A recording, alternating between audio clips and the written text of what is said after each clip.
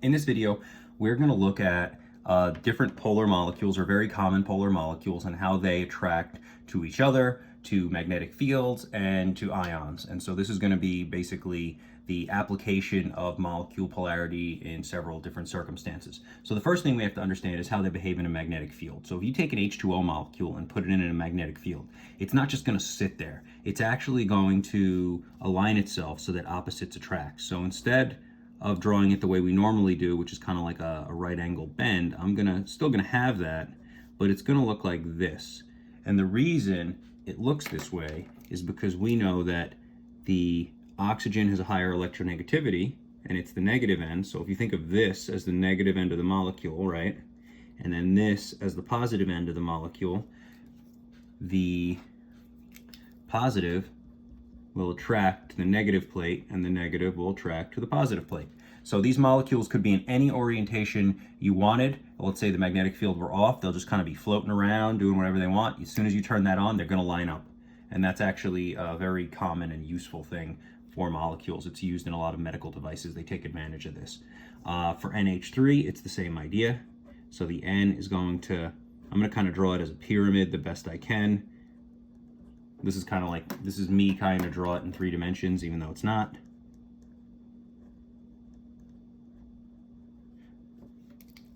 Now, same idea. This is the negative end of the molecule because of electronegativity differences. This is the positive end of the molecule, that side.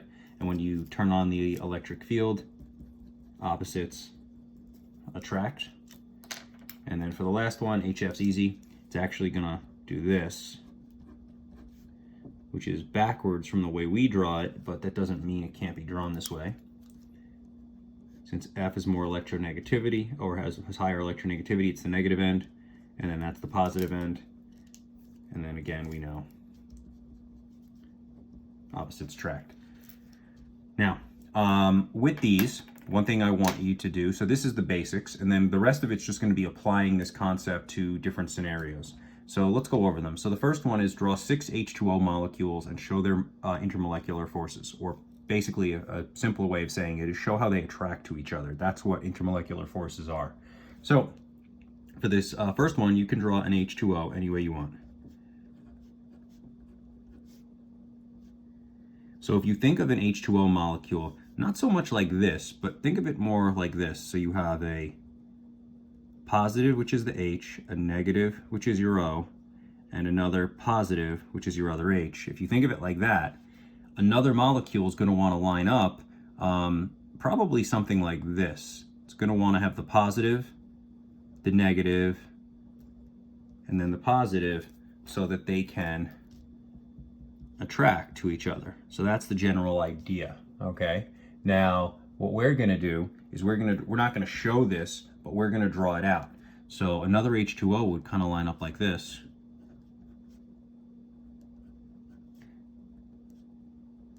And the reason is because opposites attract on this guy. And you end up having this H attracting to that O because it's negative, and this H attracting to that O. And now we could keep going. We could put another one in here. We could have an O, keep the coloring. Could have an O here with an H there and an H there. We could have a H here with an O here, the other H over there. We could have it come in here. We can have an O here, H, and then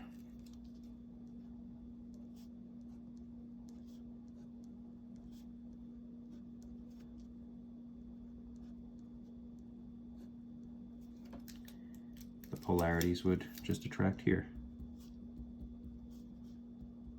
Basically, as long as H's attract to O's of different molecules and O's attract to H's of different molecules, it doesn't matter. Now, the thing to be careful of when you get a question like this, I've actually seen this on a Regents where they said draw 6, and if you notice, I drew 1, 2, 3, 4, 5.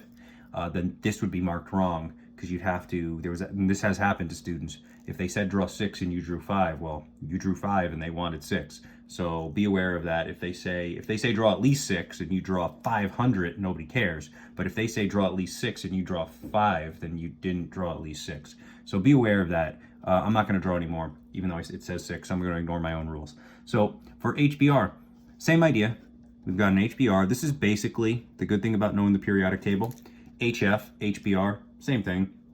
The Br has the higher electronegativity because, well, one, it's a halogen and they tend to all have very high electronegativities, but it's definitely, if you look them up, it's higher than H, so that makes it the negative end. So if you had another HBr, it would just do this.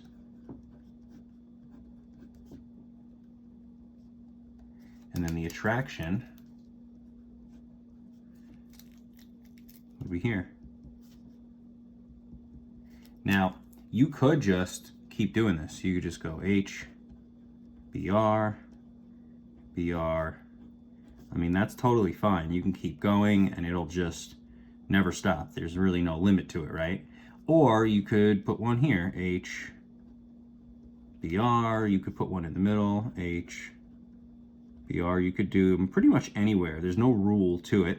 The only thing you have to worry about is you have to make sure that you have opposites attracting. So the attraction for these would just be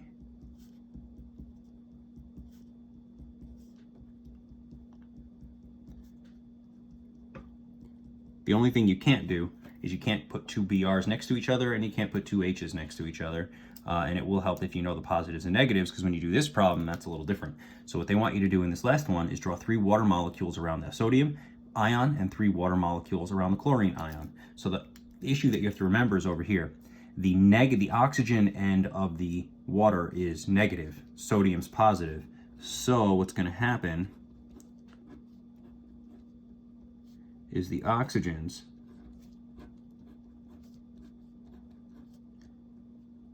are going to be like this.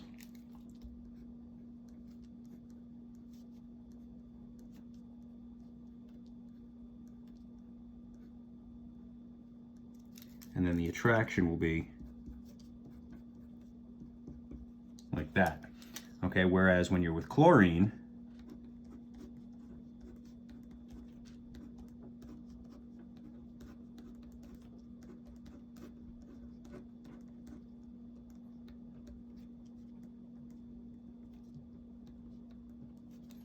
they're going to look like this, and the reason is opposites attract again. The hydrogen is the positive end, so it's going to be attracted to the negative end. So then your attraction, your molecules will flip.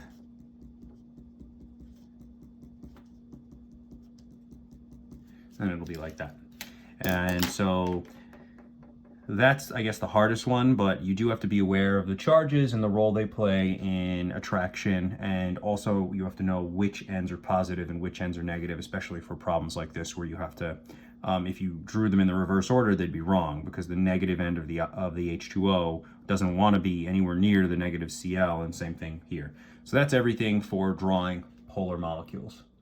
In this page, we're going to review intermolecular forces. We're going to talk about the 3 types, and then we're going to get into detail as to what causes them, and then we'll talk about how strong they are and what do we ultimately care to learn about them. So the first type is going to be London dispersion forces. They are the weakest of the 3. So I have them arranged in strength order. Hydrogen bonds are the strongest. They're way stronger than everything else by about 1,000 times. And then dipole, and then London. And so London dispersions are the weakest. And the reason they're the weakest is because they come around when electrons of one molecule attract to the nucleus of another. So if I had, there's no positive and negative ends in here. These are only for symmetrical molecules. This would be, my example here is actually an H2. So here's an H2 and here's an H2. Now you may not be used to looking at them like this because we don't often show it like this, but I have drawn this before as a single molecule. In other words, I've shown you just one of these. So if here's my H2, the 2 electrons that are forming the bond are these 2 in the middle, and then here's the nuclei of each H. And we talked about what holds the covalent bond together. This nucleus attracts to the shared electrons, and so does this one. Neither one of them wants to give them up, so they stay put, and that's what holds them together. We call it mutual attraction to shared electrons. Now, Here's what causes London dispersion forces.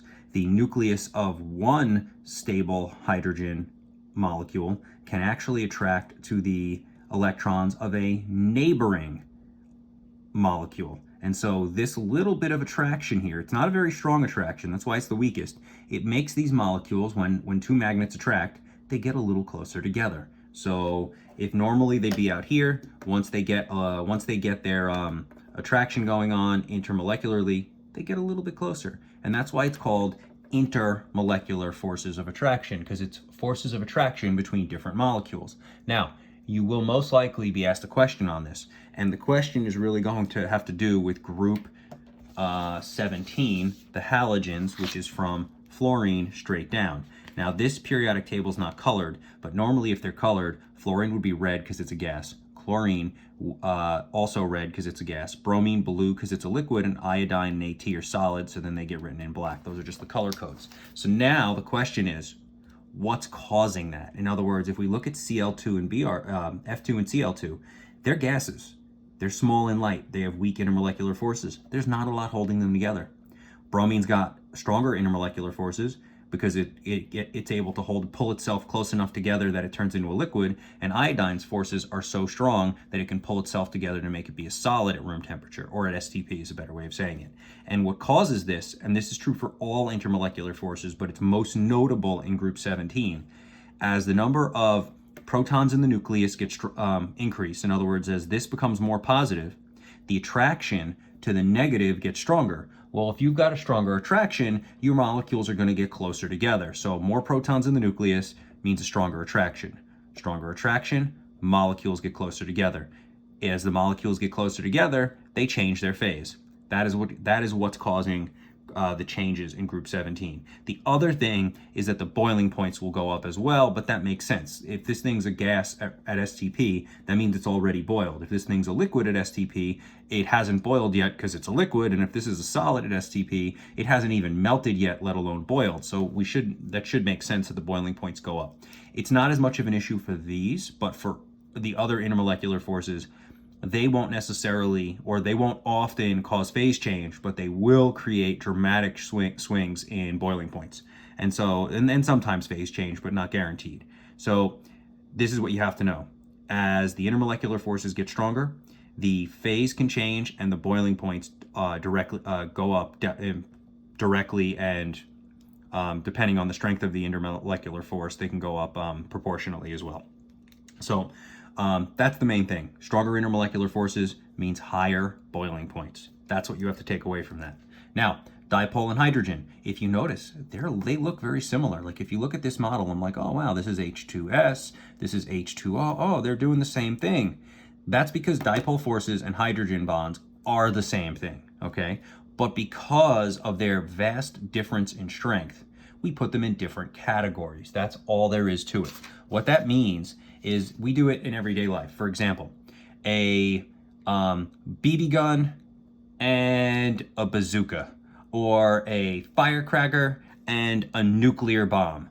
Yes, they are technically the same thing. Firecracker, you light the fuse, it goes boom. Nuclear bomb, you detonate it, and it's obviously a much bigger boom. BB gun shoots a little pellet. Bazooka shoots a giant pellet, right? Or, and it explodes when it, comes in contact with things. So that's the idea. Because they're so dramatically different, we put them in different categories, but they're really doing the exact same thing. They happen, these are for asymmetrical molecules, which are polar. So in other words, they have positive and negative ends. So unlike London, where there are no positive and negative ends because our molecules are all symmetrical, whereas in London, the nucleus had to ended up attracting to electrons of a different molecule. Here, you have two molecules that are next to each other that have defined and definite positives and negatives. And so what happens? Opposites attract is what happens. If you look at it, the H's are the positives. They're going to attract to the S's of a neighboring molecule because that's the negative end. If we were to do this in our notes, we would have polarity arrows to show the difference. And basically, I'm not going to draw them all in, but you get the idea. So the S is the negative end, and the H is the positive end, and they attract. And it could be from H2S, it could be from HBr, which we've drawn out before. It could be from any polar molecule can do this with itself, because if you have a positive end, by definition, you're going to have a negative end, and a different molecule, if you have the same molecule and it's your neighbor, well, it's just going to flip around and attract to you. So this happens all the time. Hydrogen bonds, same thing, positives to negatives. Then why do they get, the question really is, why are they so much stronger why are they so much stronger here and not here? Like, what's the difference? And here's the real answer. Hydrogen bonding only occurs between F, O, and N. It's when these three elements form polar bonds. The saying to remember it is, hydrogen bonding is fun. Okay, yeah, I know, not very funny, but it is very funny. And so HF, these are the three molecules that do it, H2O and NH3. Now, granted, are there other molecules that have hydrogen bonds? Absolutely. All you have to have is H bonded to F, or O bonded to H, or N bonded to H, particularly these bottom two. The reason I say the bottom two is with H and F bond together, they can only make one bond each, so that's one molecule. But H can bond to O, and then O can bond to something else. And like, you don't need two H's and an O to have hydrogen bonds. You just need one H bonded to one O. And the same thing with NH3. You need one N bonded to an H, and then the N could be bonded to some other things, part of a bigger molecule.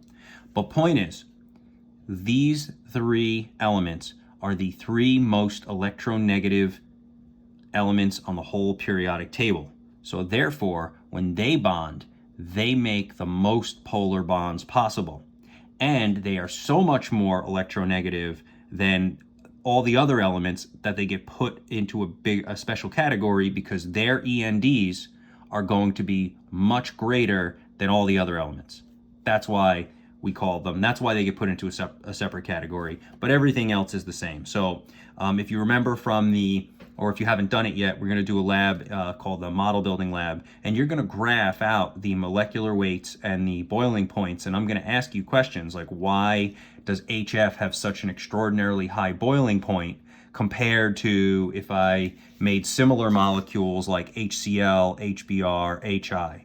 And HF's boiling point is way higher than all of them, and you wouldn't think that it would be, but it's the fact that the hydrogen bonds create such a greater degree of polarity that you get better attraction and therefore higher boiling points. Hopefully that explains everything. Today we're going to be discussing intermolecular forces, and specifically going over the difference between two very common mistakes that students make in regards to which molecules have which intermolecular force. So we know the saying, hydrogen bonding is FO and N. So it's H bonded to FO or N, right? Now, when we draw these out, so let's start. Carbon goes in the center. You should have plenty of practice drawing these. It's going to bond with an H, put the F over here just because I have more room. Doesn't really matter. An H there. When carbon bonds with these guys, well, there's an uneven, or there's more atoms than just 4, so you can't do it the normal way you would do it. What you end up having to do is bond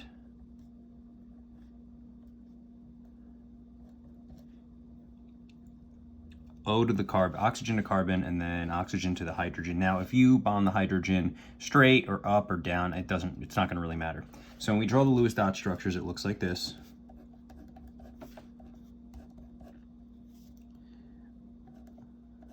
I guess I'll put F up now. Doesn't really make a difference.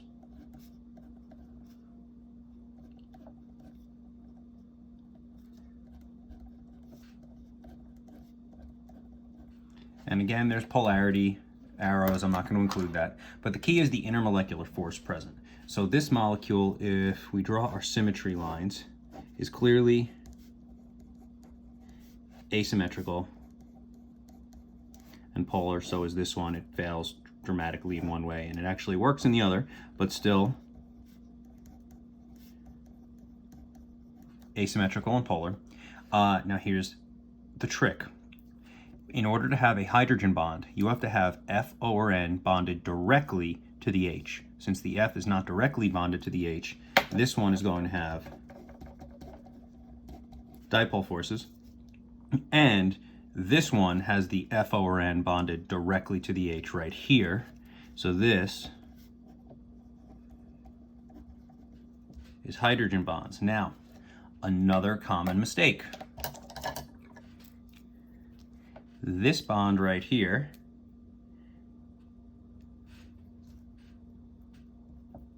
is often mistaken as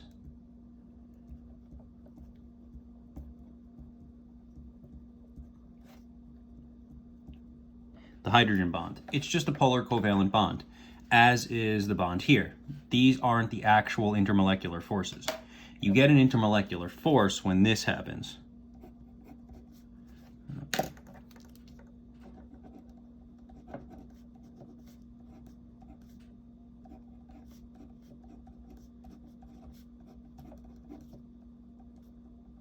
So here's one molecule.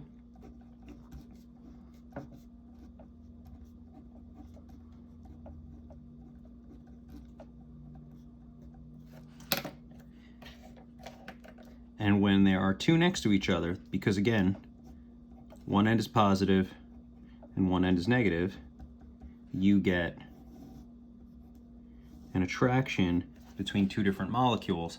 That attraction is the hydrogen bond. It's an intermolecular force. This is technically called an intramolecular molecular bond.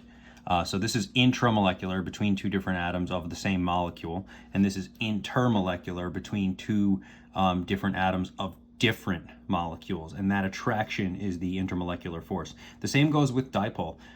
If you had an example of two dipole, I'm going to draw a more simple example. HCl. Try to keep my color scheme the same. So there's one. Another HCl could do this.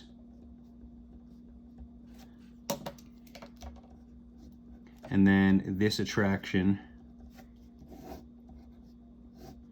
is called the dipole attraction. It's not the actual, the common mistake is to think that it's the bond itself inside the molecule. It's really the attraction to a different molecule. And that's all I wanted to go over for this video. I'll make sure you can see the whole thing first.